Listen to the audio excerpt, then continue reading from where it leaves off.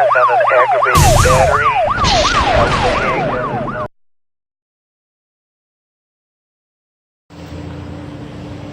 Hello, thank you for watching. This is George again at Wicked Warnings, here with another brand new F-150. I believe this is a 2020 model. What we're featuring on this truck with our LED strobe warning lights are our LIN-6 right there on the grille. We're also featuring our LED HAW DUO LED emergency lights out back, as well as some of our very popular LED lights for trucks in the form of our Wicked Slick Stick in the two-head fashion in the back window. I think the rear of the truck of this particular build is what I'm most proud of. We did something unique on this. We're going to try to start infiltrating this into more of our builds. And what that is a day and a night mode. Sometimes some of these trucks operate in the brightest sunlight there is, as well as the darkest night.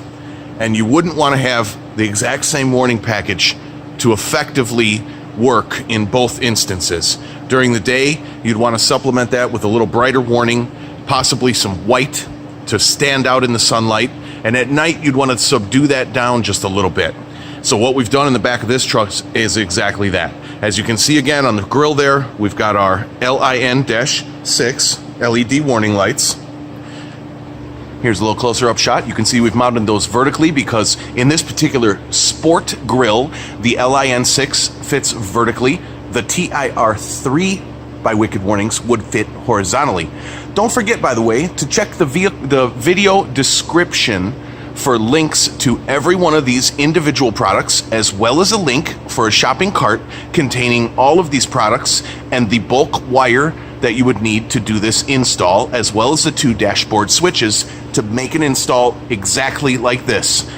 I will supply all the parts in one link, and all the individual parts will be linked out as well in the description of the vehicle. Click the more info button down below, and not the description of the vehicle, the description of the video down in the read more below.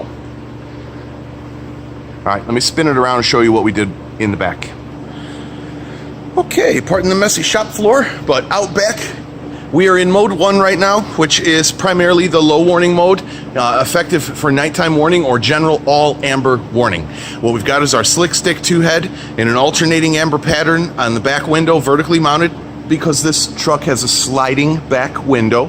So by vertically mounting these to the trim panel, we're able to not interfere with any of the sliding action of that back window or have to cut the headliner to make custom brackets. We can mount right to the side panels, the trim panels, and you'll get this exact effect with our 2-head slick stick, and the included mounting brackets are what we used. No additional brackets needed. They mount up just like this, and I'll show you how in a moment.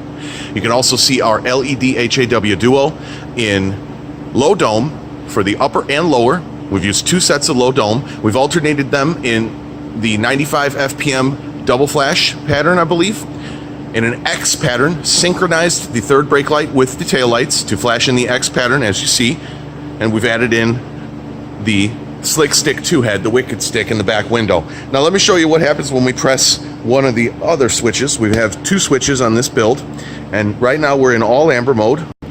And by activating the second switch, we've now changed not only the color output, but also the pattern of the Wicked slick stick. Because the slick stick has 3 different possible inputs. It has an input for amber flashing, power wire, a power wire for the white flashing, and a power wire by combining amber and white together. So you can effectively choose 3 different flash patterns if you were to put 3 switches. Now this truck is just using 2 switches, 1 switch on the amber pattern, and by adding another switch, including the white, we're able to change the pattern to a little bit faster and have the alternating white as well. Now this is very useful for the daytime, but as you can see at night, it could become a little overbearing with the white. So by turning off the second switch, you're able to go back to all amber and tone it down slightly for the nighttime warning. Now we're going to elaborate on this procedure with other builds by adding in more lights and doing more changes with the 1 and 2 switches, the day and night switch. This is just the first attempt at bringing this idea to light for the day and night mode. So that way we have adequate warning, whether it be bright sunlight or dark night.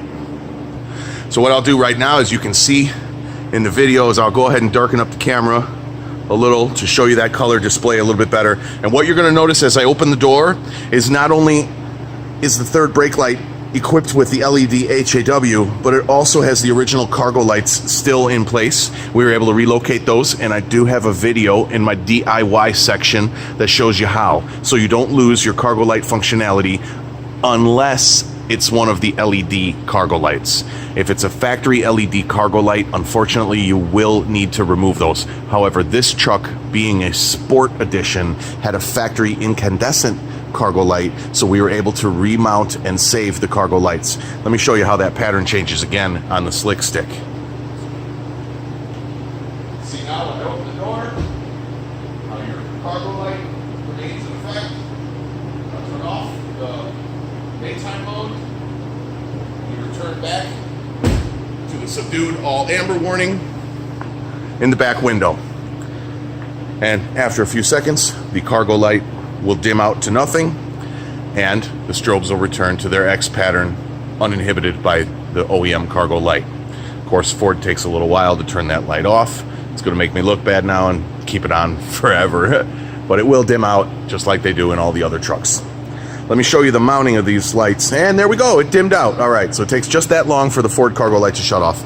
And let me show you how I mounted these lights inside, and just one other modification that we've done for this truck as a courtesy, no charge, for the owner of the truck. I am known once in a while to just do some extra useful modifications without being asked, and this was one of them. Okay, so here inside the vehicle, pardon the flashing, you can see we've used our factory brackets right up against the trim panel, and we were able to mount that slick stick right there on the trim panel with the included screws and no extra work needed. It fits very, very nicely, takes up almost the whole back window there vertically and does not interfere with the sliding window. And that extra modification I wanted to talk to you about was, you've got an F-150, you probably have seats like this, and you probably already know that when you pull on this strap right here, you get access to your jack back here. And it's very nice. It's a small seat, gives you a little bit of access to the jack, but you can't get behind this one. I mean, this is a big old seat, and there's probably, yeah, there's a lot of room back there. So how do you move this seat forward anyways? It doesn't have the little pull strap because there's no factory jack behind this one. So it's missing that pull strap. And we'll go ahead and lock this back and go over to the other side. Now, if you want to take advantage of the storage room behind the larger portion of the folding seat, you just need to make a quick modification back here. And what we've done, as you can see, folds down great. Here's your latch. On the latch itself, right here, you can see where we have drilled a hole and we've inserted this cable. And what that allows you to do is release the latch by pulling up here. So you can reach your hand way back there initially on day one, and you just have to find that little button and wiggle it up while you're moving the seat in and out to loosen up that latch. And what we did is we just drilled a hole in there and put a little wire right here so you can reach it from the top, and that way you can simply lock the seat back and you can get to the little wire right there with your finger and bring the seat forward and access all of that glorious, glorious room to hide a bunch of stuff you'll probably never use. So that's just something we threw in. I own an F-150. It's a very useful modification.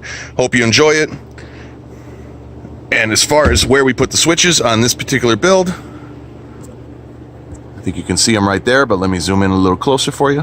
Is our most favorite spot to put switches right here. We can put 3 in a row or 2 in a row. What we've done is we've added the red for the additional white warning on the inside there. Probably won't be used very much, but he'll be using more so of the green all amber warning right here. So once again, thanks again for watching. This is George at Wicked Warnings, your #1 source for truck and emergency construction equipment, strobe lighting, LED lighting for trucks, vans, SUVs, buses, boats, cars, bicycles, trains, everything and anything. And I definitely would like to see your build come in, so give us a shot when you get time. And thanks again for watching Wicked Warnings.